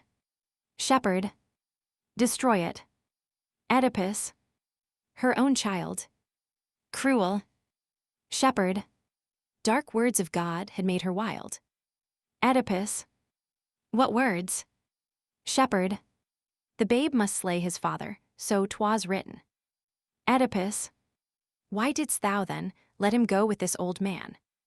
Shepherd, O king, I pitied him. I thought the man would save him to some dim and distant land, beyond all fear. And he, to worse than death, did save him. Verily, if thou art he whom this man telleth of to sore affliction thou art born. Oedipus, enough. All shall be fulfilled. Oh, on these eyes shed light no more, ye everlasting skies that know my sin. I have sinned in birth and breath. I have sinned with woman. I have sinned with death. He rushes into the palace. The shepherd is led away by the thralls. Chorus. Strophe. Nothingness, nothingness, ye children of man, unless I count you waking or dreaming. And none among mortals, none seeking to live, hath one more than to seem, and to cease again from his seeming. While ever before mine eyes one fate, one ensample, lies thine, O Oedipus, sore of God oppressed, what thing that is human more dare I call blessed? Antistrophe. Straight his archery flew to the heart of living. He knew joy and the fullness of power, O Zeus, when the riddling breath was stayed and the maid of death slain, and we saw him through the death cloud, a tower. For that he was called my king, yea, every precious thing wherewith men are honored, down we cast before him, and great Thebes brought her crown and kneeled to adore him. Strophe. But now, what man's story is such bitterness to speak? What life hath delusion so visited, and pain, and swiftness of disaster? O great king, our master, how ope the one haven to the slayer and the slain? And the furrows of thy father, did they turn not nor shriek? Did they bear so long silent thy casting of the grain? Antistrophe. 'Tis time, desireless hath shown thee what thou art. The long monstrous mating, it is judged and all its race. O child of him that sleepeth, thy land weepeth, unfathered. Would God, I had never seen thy face. From the in great peril fell peace upon my heart, in thee mine eye clouded, and the dark is come apace. A messenger rushes out from the palace. Messenger. O ye above this land in honor old exalted, what a tale shall ye be told, what sights shall see, and tears of horror shed, if still your hearts be true to them that led your sires. There runs no river, well I ween, not Phasis nor great Ister, shall wash clean this house of all within that hideth nay, nor all that creepeth forth to front the day, of purposed horror. And in misery that woundeth most, which men have willed to be. Leader. No lack there was in what we knew before of food for heaviness. What brings to thou more? Messenger. One thing I bring thee first. Tees quickly said. Jocasta, our anointed queen, is dead. Leader. Unhappy woman. How came death to her? Messenger. By her own hand. Oh, of what passed in there ye have been spared the worst. Ye cannot see. Howbeit, with that which still is left in me of mind and memory, ye shall hear her fate. Like one entranced with passion, through the gate she passed, the white hands flashing o'er her head like blades that tear, and fled, unswerving fled, toward her old bridal room, and disappeared, and the doors crashed behind her. But we heard her voice within, crying to him of old, her Laïus long dead, and things untold of the old kiss unforgotten, that should bring the lover's death and leave the loved a thing of horror, yea, a field beneath the plough for sire and son. Then wailing bitter low across that bed of births unreconciled, husband from husband born and child from child. And after that, I know not how her death found her. For sudden, with a roar of wrath, burst Oedipus upon us. Then, I ween, we marked no more what passion held the queen, but him, as in the fury of his stride, a sword. A sword. And show me here, he cried, that wife, no wife, that field of blood-stained earth where husband, father, sin on sin had birth polluted generations. While he thus raged on, some god forsure 'twas none of us showed where she was, and with a shout away, as though some hand had pointed to the prey. He dashed him on the chamber door. The straight door bar of oak, it bent beneath his weight, shook from its sockets free, and in he burst to the dark chamber. There we saw her first hanged, swinging from a noose, like a dead bird. He fell back when he saw her. Then we heard a miserable groan, and straight he found and loosed the strangling knot, and on the ground laid hurrah, then the sight of horror came. The pin of gold, broad beaten like a flame, he tore from off her breast, and left and right, down on the shuddering orbits of his sight dashed it. Out. Out. Ye never more shall see me, nor the anguish, nor the sins of me. Ye looked on lives whose like earth never bore, ye knew not those my spirit thirsted for, therefore be dark forever. Like a song his voice rose, and again, the strong and stabbing hand fell, and the massacred and bleeding eyeballs streamed upon his beard, wild rain, and gouts of hail amid the rain.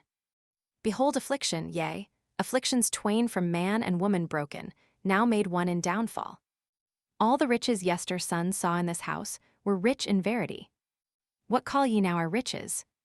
Agony, delusion, death, shame, all that eye or ear hath ever dreamed of misery is here. Leader. And now how fares he? Doth the storm abate? Messenger. He shouts for one to open wide the gate and lead him forth, and to all Thebes display his father's murderer, his mother's. Nay, such words I will not speak.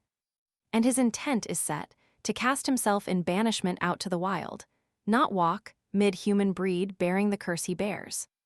Yet sore his need of strength, and of some guiding hand. For sure he hath more burden now, than man may endure. But see, the gates fall back, and that appears which he who loathes shall pity, yea, with tears. Oedipus is led in, blinded and bleeding. The old men bow down and hide their faces, some of them weep. Chorus. O terrible! O, sight of all this life hath crossed, most terrible. Thou man more wronged than tongue can tell, what madness took thee? Do there crawl live things of evil from the deep to leap on man? Oh, what a leap was his that flung thee to thy fall. Leader. O fallen, fallen in ghastly case, I dare not raise mine eyes to thee, fain would I look and ask and see, but shudder sickened from thy face. Oedipus. O pain, pain and woe. Whither? Whither? They lead me and I go, and my voice drifts on the air far away. Where, thing of evil, where endeth thy leaping hither? Leader. In fearful ends, which none may hear nor say. Oedipus. Strave. Cloud of the dark, mine own forever, horrible, stealing, silent, unconquerable cloud that no wind, no summer can dispel. Again I groan, as through my heart together crawl the strong stabs of this pain and memories of old wrong. Leader. Yea, twofold hosts of torment hast thou there, the stain to think on and the pain to bear. Oedipus. Antistrophe. O friend, thou mine own still faithful, minister steadfast, abiding alone of them that were, dost bear with me, and give the blind man care. Ah me! Not all unknown, nor hid thou art. Deep in this dark a call comes, and I know thy voice in spite of all. Leader. O fearful sufferer, and couldst thou kill thy living orbs? What God made blind thy will? Oedipus. Strophe. Tease Apollo, all is Apollo, O ye that love me. Tease he long time hath planned these things upon me evilly, evilly, dark things and full of blood. I knew not, I did but follow his way, but mine the hand and mine the anguish. What were mine eyes to me, when not to be seen was good? Leader. 'Tis even so, and truth doth speak in thee. Oedipus. To see, to endure, to hear words kindly spoken, should I have joy in such? Out, if ye love your breath, cast me swift unto solitude, unbroken by word or touch. Am I not charged with death, most charged and filled to the brim with curses? And what man saith God hath so hated him? Leader. Thy bitter will, thy hard calamity, would I had never known nor looked on thee. Oedipus. Antistrophe. My curse upon him, that man whom pity held in the wilderness, who saved the feet alive from the blood fetter and loosed the barb thereof. That babe what grace was done him, had he died shelterless, he had not laid on himself this grief to bear, and all who gave him love. Leader. I too, O friend, I had been happier. Oedipus. Found not the way to his father's blood, nor shaken the world's scorn on his mother, the child and the groom withal. But now, of murderers born, of God forsaken, mine own son's brother all this, and if aught can fall upon man more perilous and elder in sin, lo, all is the portion of Oedipus. Leader. How shall I hold this counsel of thy mind true? Thou wert better dead than living blind. Oedipus. That this deed is not well and wisely wrought thou shalt not show me, therefore school me not. Think, with what eyes hereafter in the place of shadows could I see my father's face, or my poor mother's, both of whom this hand hath wronged too deep for man to understand? Or children born as mine were born, to see their shapes should bring me joy. Great God. To me. There is no joy in city, nor in tower, nor temple, from all whom, in this mine hour I that was chief in Thebes alone, and ate the king's bread, I have made me separate forever. Mine own lips have bid the land cast from it one so evil, one whose hand to sin was dedicate, whom God hath shown birth branded, and my blood the dead king's own. All this myself have proved, and can I then look with straight eyes into the eyes of men? I trow not. Nay, if any stop there were to damn this fount that welleth in mine ear for hearing, I had never blenched nor stayed, till this vile shell were all one dungeon made, dark, without sound. 'Tis thus the mind would fain find peace, self-prisoned from a world of pain. O wild Kitterin, why was it thy will to save me? Why not take me quick and kill, before ever I could make men know the thing I am, the thing from which I grow? Thou dead king, Polybus, thou city wall of Corinth, thou old castle I did call my father's, what a life did ye begin? What splendor rotted by the worm within, when ye bred me? O crossing of the roads, O secret glen and dusk of crowding woods, O narrow footpath creeping to the brink where meet the three. I gave you blood to drink. Do ye remember? 'Twas my lifeblood, hot from mine own father's heart. Have ye forgot what deed I did among you, and what new and direr deed I fled from you to do? O flesh, horror of flesh! But what a shame to do should not be spoken. In God's name, take me somewhere far off and cover me from sight, or slay, or cast me to the sea where never I may see me any more. What? Do ye fear to touch a man so sore stricken? Nay, tremble not. My misery is mine, and shall be borne by none but me. Leader. Lo, yonder comes for answer to thy prayer Creon, to do and to decree. The care of all our land is his, now thou art weak. Oedipus. Alas, what word to Creon can I speak, how make him trust me more? He hath seen of late so vile a heart in me, so full of hate. Enter Creon. Creon. Not to make laughter, Oedipus, nor cast against thee any evil of the past I seek thee, but, ah God, ye ministers, have ye no hearts? Or if for man there stirs no pity in you, fear at least to call stain on our Lord the Sun, who feedeth all, nor show in nakedness a horror such as this, which never Mother Earth may touch, nor God's clean rain nor sunlight. Quick within, guide him the ills that in a house have been they of the house alone should know or hear. Oedipus, in God's name, since thou hast undone the fear within me, coming thus all nobleness, to one so vile grant me one only grace. For thy sake more I crave it than mine own. Creon, let me first hear what grace thou wouldst be shown. Oedipus, cast me from Thebes. Now quick, where none may see my visage more, nor mingle words with me. Creon, that had I done, for sure, save that I still tremble, and fain would ask Apollo's will. Oedipus, his will was clear enough, to stamp the unclean thing out, the bloody hand, the heart of sin. Creon, 'twas thus he seemed to speak, but in this sore strait we must needs learn surer than before. Oedipus, thou needs must trouble God for one so low. Creon, surely thyself will trust his answer now. Oedipus, I charge thee more. And if thou fail, my sin shall cleave to thee. For her who lies within, make as thou wilt her burial. 'Tis thy task to tend thine own.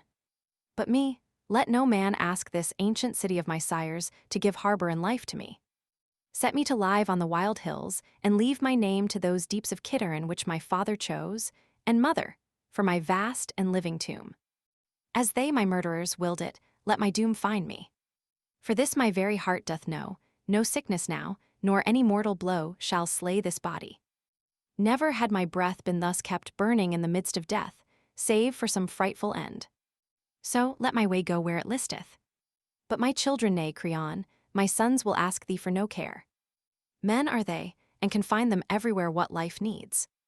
But my two poor desolate maidens, there was no table ever set apart for them, but whatso royal fare I tasted, they were with me and had share in all.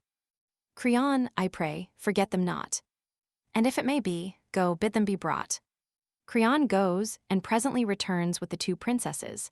Oedipus thinks he is there all the time, that I may touch their faces, and so weep. Go, prince. Go, noble heart. If I might touch them, I should seem to keep and not to have lost them, now mine eyes are gone. What say I? In God's name, can it be I hear mine own beloved one sobbing? Creon of his grace hath brought my two, my dearest, to this place. Is it true? Creon, 'tis true.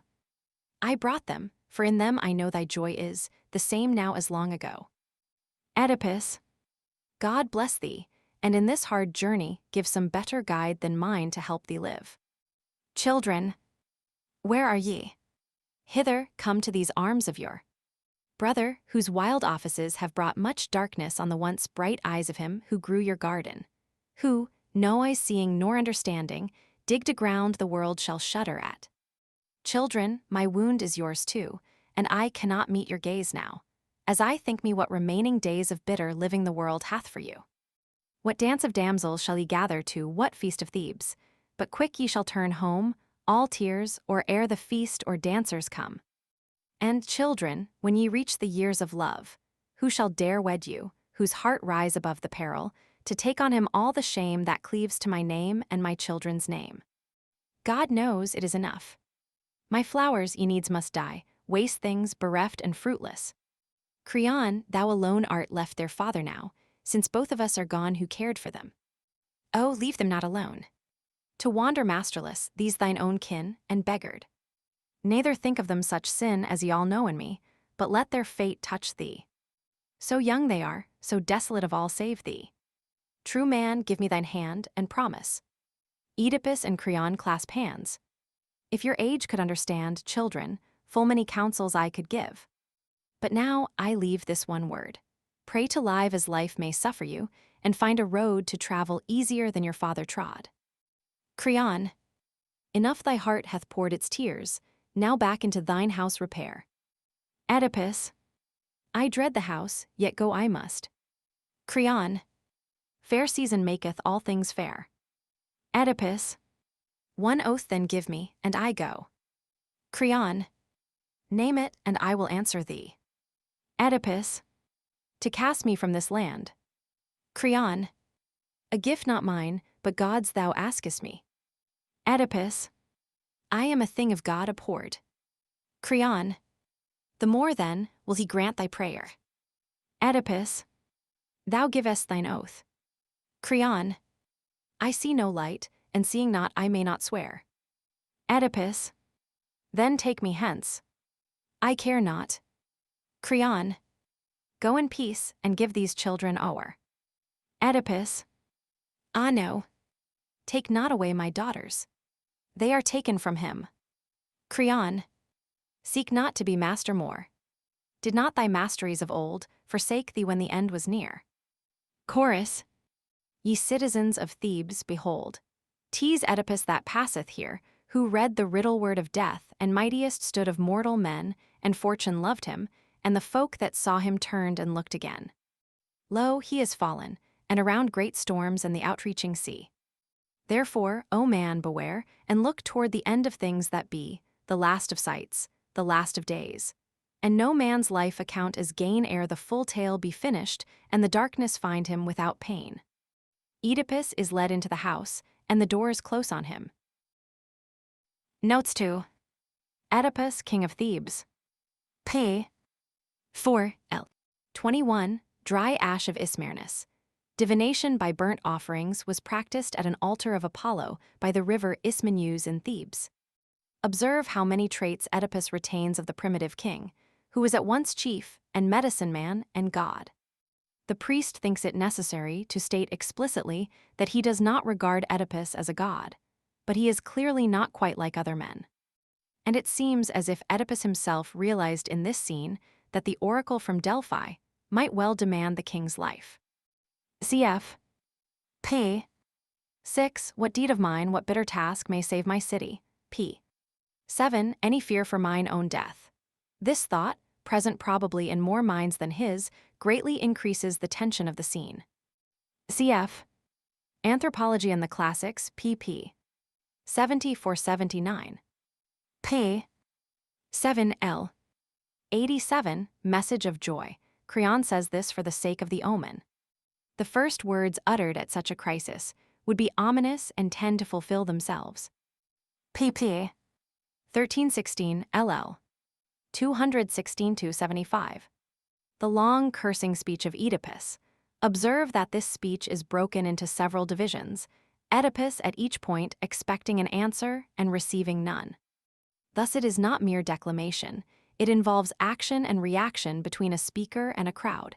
Every reader will notice how full it is of tragic irony. Almost every paragraph carries with it some sinister meaning of which the speaker is unconscious. Cf. Such phrases as "if he tread my hearth," had but his issue been more fortunate, as I would for mine own father, and of course the whole situation. P. 25 L. 437. Who were they, this momentary doubt of Oedipus, who of course regarded himself as the son of Polybus, king of Corinth, is explained later. P. 46 L. 780. pp. 29 ff. The Creon scene, the only part of the play which could possibly be said to flag. Creon's defense, p. 34, from probabilities, as the rhetoricians would have called it, seems less interesting to us than it probably did to the poet's contemporaries. It is remarkably like Hippolytus's defense, pp. 52f, of my translation, and probably one was suggested by the other. We cannot be sure which was the earlier play. The scene serves at least to quicken the pace of the drama, to bring out the impetuous and somewhat tyrannical nature of Oedipus, and to prepare the magnificent entrance of Jocasta. P. 36 L. 630. Thebes is my country. It must be remembered that to the chorus Creon is a real Theban, Oedipus a stranger from Corinth. P. 41. Conversation of Oedipus and Jocasta. The technique of this wonderful scene, an intimate, self-revealing conversation between husband and wife about the past, forming the pivot of the play, will remind a modern reader of Ibsen. p. 42l. 718. Observe that Jocasta does not tell the whole truth. It was she herself who gave the child to be killed. p. 70l. 1173. p. 42l. 730. Crossing of three ways. Crossroads always had dark associations. This particular spot was well known to tradition and is still pointed out. A bare isolated hillock of gray stone stands at the point where our road from Dahlia meets the road to Delphi, and a third road that stretches to the south. The road runs up a frowning pass between Parnassus on the right hand and the spurs of the Helicon range on the left. Away to the south, a wild and desolate valley opens, running up among the waste places of Helicon, a scene of inexpressible grandeur and desolation. Jeb, abridged. p. 44l. 754. Who could bring and see? Oedipus, of course, thought he had killed them all. See his next speech. p. 51. Observe the tragic effect of this prayer. Apollo means to destroy Jocasta, not to save her. Her prayer is broken across by the entry of the Corinthian stranger, which seems like a deliverance but is really a link in the chain of destruction. There is a very similar effect in Sophocles' Electra, 630-6659, Clytemnestra's prayer. Compare also the prayers to Cypris in Euripides' Hippolytus. p. 51l. 899. Abi was an ancient oracular shrine in Boeotia. Olympia in Elis was the seat of the Olympian Games and of a great temple of Zeus. p. 52l. 918. O Slayer of the Wolf, O Lord of Light. The names Lykios, and Si seem to have two roots, one meaning wolf and the other light. p. 56l. 987. Thy father's tomb like light across our darkness. This ghastly line does not show hardness of heart.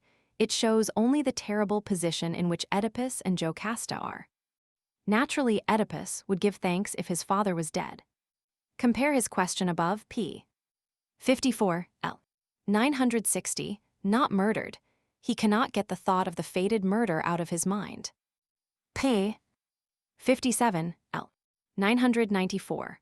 Why does Oedipus tell the Corinthian this oracle, which he has kept a secret even from his wife till today? Perhaps because, if there is any thought of his going back to Corinth, his long voluntary exile must be explained.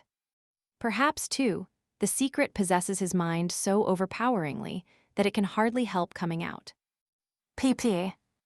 57-58 ll. 1000-1020. It is natural that the Corinthian hesitates before telling a king that he is really not of royal birth. pp. 64-65 ll. 1086-1109. This joyous chorus strikes a curious note.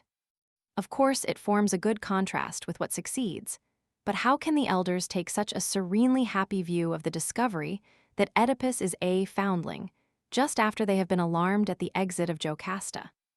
It seems as if the last triumphant speech of Oedipus, fey and almost touched with megalomania as it was, had carried the feeling of the chorus with it. p. 66 l. 1122. Is there any part in any tragedy so short and yet so effective as that of the shepherd? p. 75 l. 1264. Like a dead bird. The curious word, Greek, empeplergmenern, seems to be taken from Odyssey, Roman 22. 469, where it is applied to birds caught in a snare. As to the motives of Oedipus, his first blind instinct to kill Jocasta as a thing that polluted the earth, when he saw her already dead, a revulsion came. p. 76 ll. 1305 ff. Observe how a climax of physical horror is immediately veiled and made beautiful by lyrical poetry. Sophocles does not, however, carry this plan of simply flooding the scene with sudden beauty nearly so far as Euripides does. See Hip. p. 39, Trojan Women p. 51. p. 83 ll. 1450 ff. Set me to live on the wild hills. These lines serve to explain the conception, existing in the poet's own time, of Oedipus as a demon or ghost haunting Mount Kithaeron. p. 86l. 1520, Creon. Amid all Creon's wholehearted forgiveness of Oedipus and his ready kindness, there are one or two lines of his which strike a modern reader as tactless if not harsh.